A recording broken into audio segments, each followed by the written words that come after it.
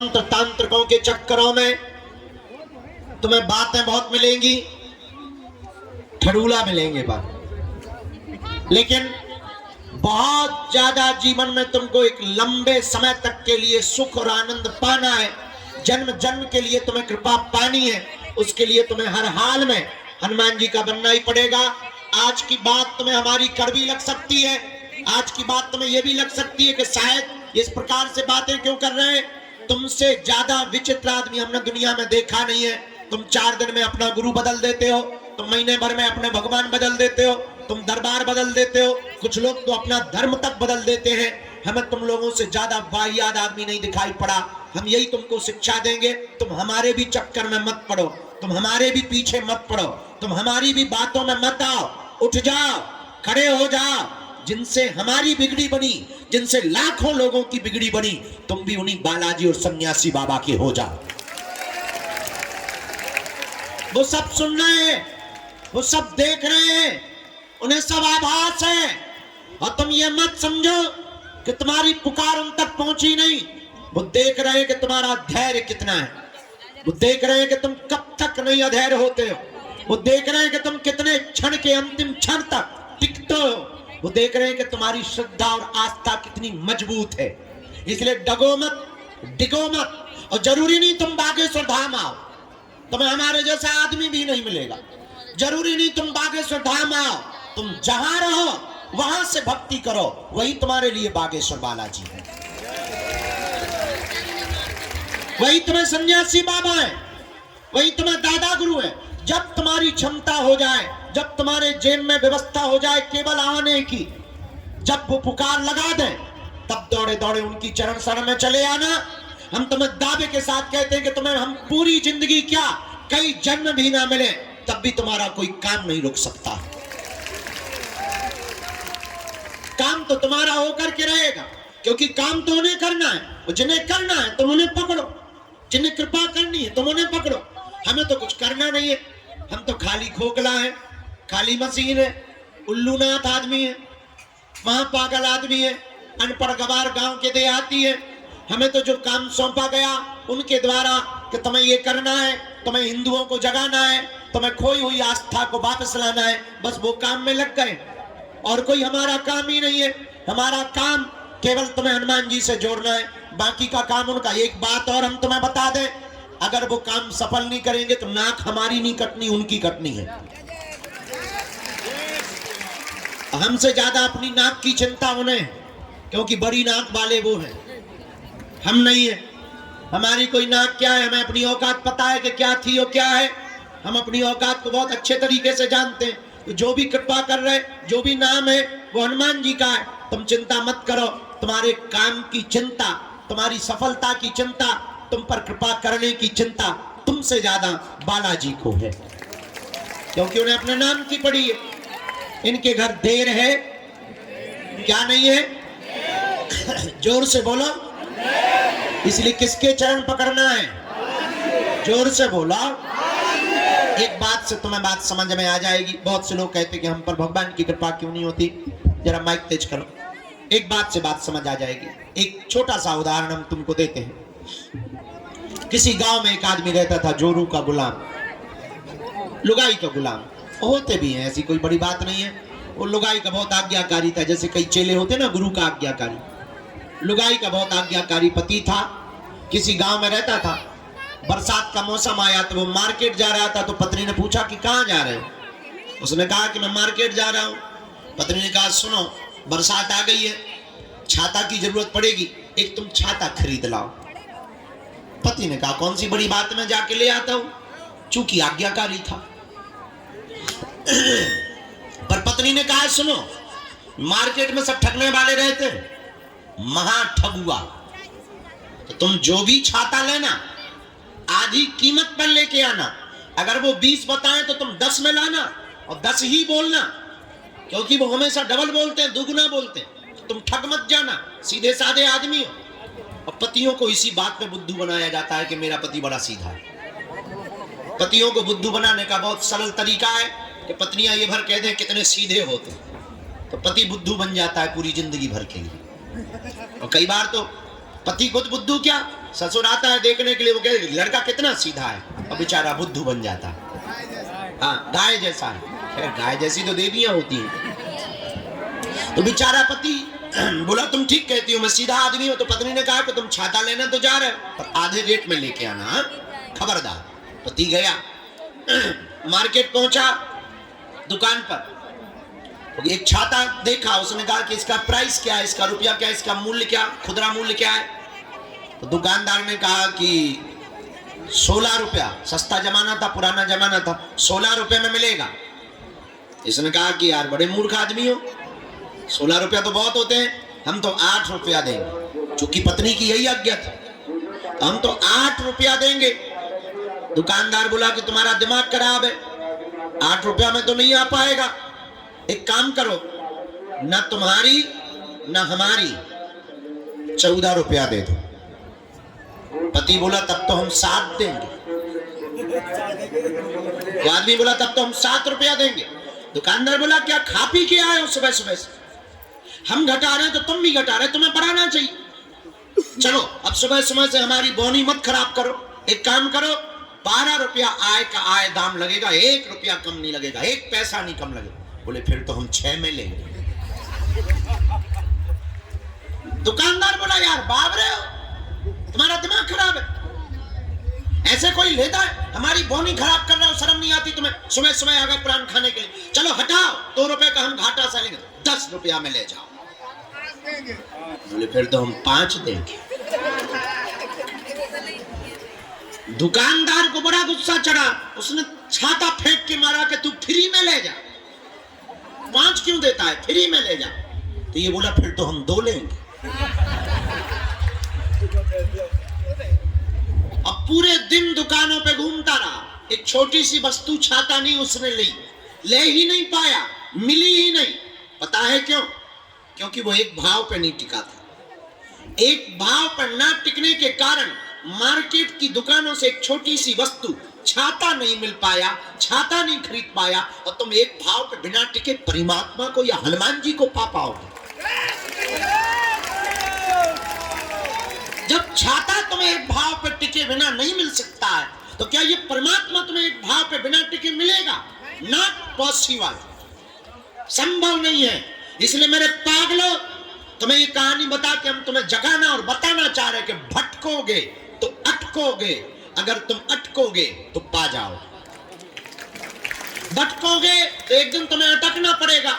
और हो सकता तुम्हारी मनोदशा ऐसी हो जाए, मनोवैज्ञानिक कहते हैं, विदेशी दार्शनिक भी कहते हैं कि कई बार बहुत बार जब धक्के खा लेते हैं तो आदमी का भगवान से भरोसा उठ जाता है, डॉक्टरों से उठ जाता है, गुरुओं से उठ जाता है, टीचर्स से उठ जाता है, पड़ोसियों से उठ जाता है। बहुत धक्के खा लेने के बाद भरोसा उठ जाता है। हो सकता तुम्हारा भरोसा उठ जाए, पर तुम्हें भगवान पे भरोसा ना हो, और कई बार भगवान तुम्हें मिल भी जाए तब भी तुम्हें लगे अरे ऐसे समय ऐसे ही होते। हो सकता तुम असली हीरा को पत्थरों की तरह फेंकते रहो। इस बात से यूं भी समझो, एक कथा से तुम्हें ये बात समझ आएगी, फिर दरबार लगाते। किसी गांव में एक राजा रहता था। राजा बहुत सम्राट था और पहुंचा हुआ राजा था। उससे सब मिलने के लिए आते थे। और आपने शायद एक कहानी सुनी हो, बहुत प्रसिद्ध कहानी रही, एक पुस्तक चली थी बहुत पहले, आपने उसको पढ़ा होगा, हमने तो बहुत पढ़ा, बेताल पच्चीसी। बेताल पच्चीसी की कहानी आपने पढ़ी होगी कि बेताल वो पीछे चिपक जाता है। उसका सीरियल भी बाद में बना, टीवी पिक्चरों में उसका सीरियल भी बहुत आया। तो बेताल पच्चीसी नाम की एक पुस्तक छपी थी।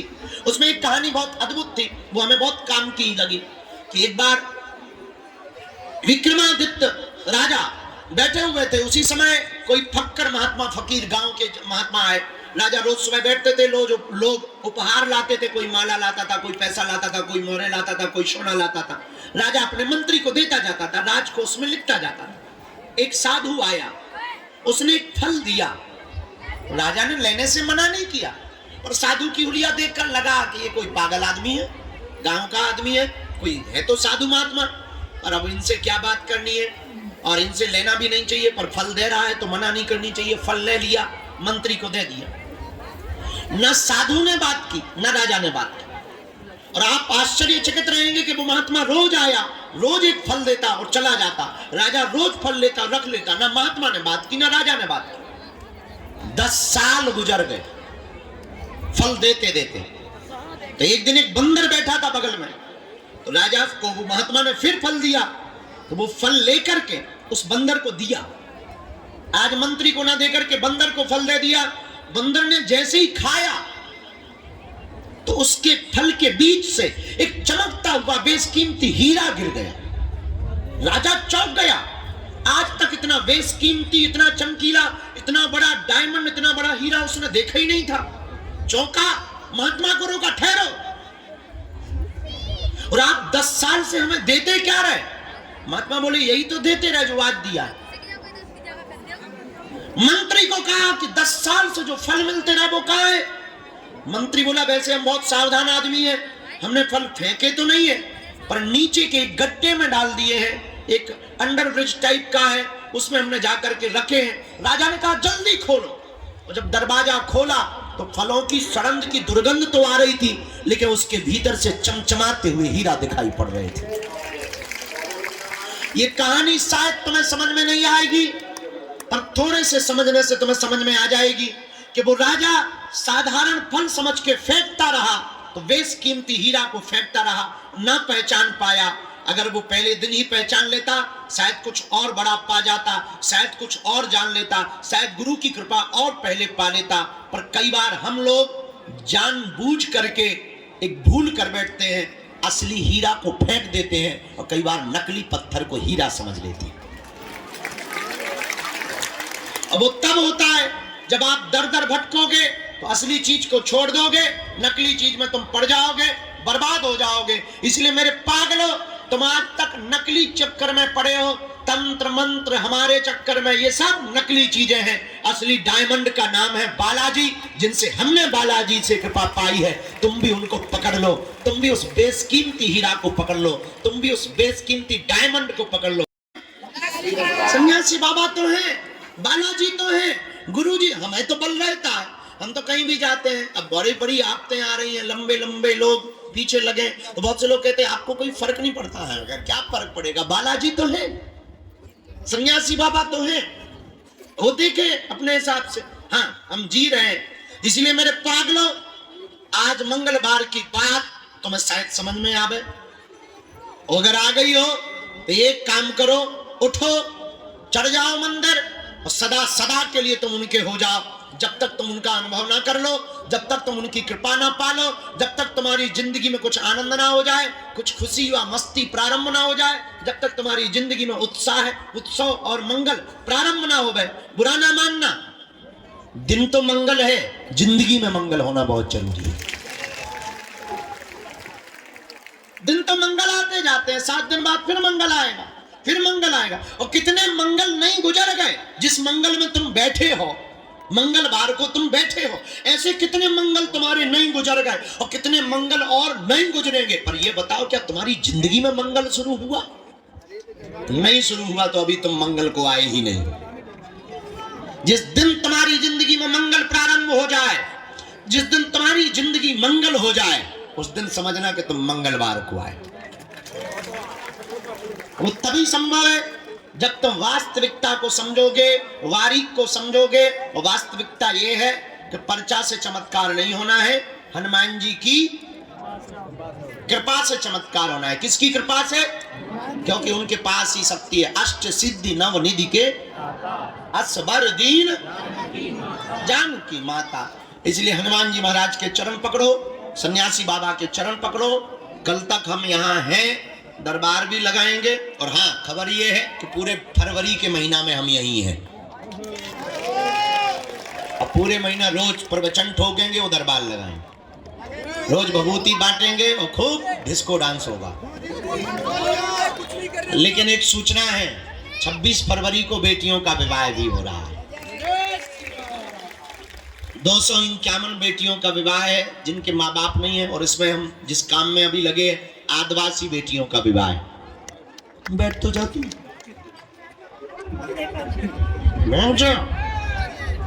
क्या बता रहे थे? हाँ, 108 आदिवासी बेटियों का विवाह है। ये फार्म है का इतने जमा हो रहे भाई, उतने कार्यालय में कर हिराजे दे दे वापस, दे दे वापस। शादी के फार्म अरे मोरी जगत जननी का मैं तो ऑफिस दिखा रहा हूँ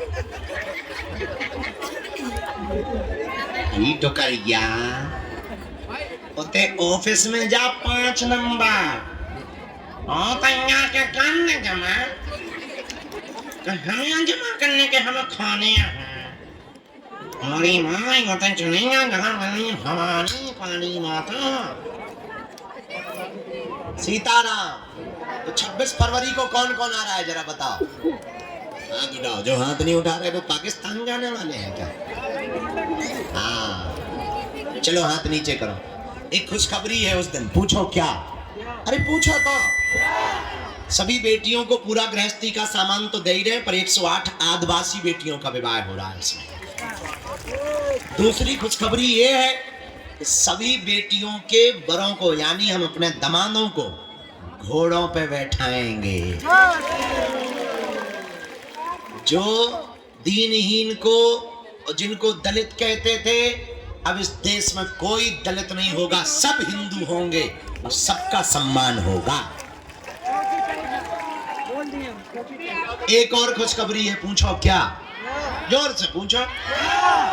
एक दिन पहले सन्यासी बाबा की साधना देंगे। एक और खुशखबरी है, पूछो क्या? जोर से पूछो। दीदी माँ रितंबरा जी कथा करने आ रही हैं। एक और खुशखबरी है, पूछो क्या? 5 दिन पहले दीक्षा समारोह होगा। एक और खुशखबरी है, पूछो क्या? दरबार 20 तारीख से 25 तक रोज चलेगा। एक और खुशखबरी है, पूछो क्या? कछु नहीं। नहीं है खुशखबरी। एक और खुशखबरी है, पूछो क्या?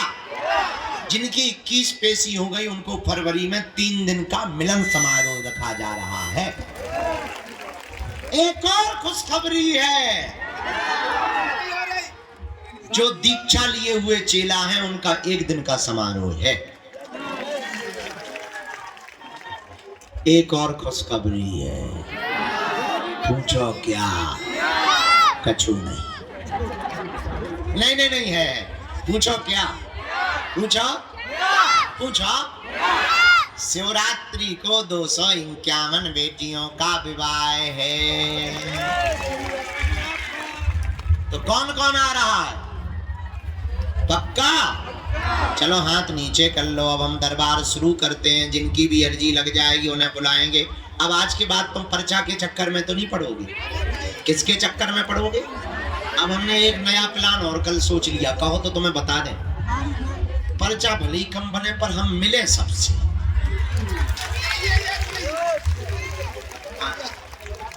ये सोच लिया, क्योंकि ज्यादातर लोगों को भभूति भर में जय जय हो जाए। एक पर्चा में 20 भभूति वाले निपट जाए। पर दोनों जरूरी है, काम दोनों नहीं छोड़ना है। तुम लोग मंच पे प्रवचन करने चढ़ गए हो क्या? न कटा हरो शर्म नहीं आती। भाई अरे से बैठी से सिंहासन लग गया हो, गद्दी लग गई हो, राज सिंहासन, राजमाता बन गई हो। ए ओ राजमाता, कटप्पा की सेना कहाँ है? रामचंद्र भगवान की, बागेश्वर बालाजी की। भीतर वालो बैठे ही रहो, हम नहीं आ रहे भीतर। पानी और चाय ले आओ, दरबार शुरू करो।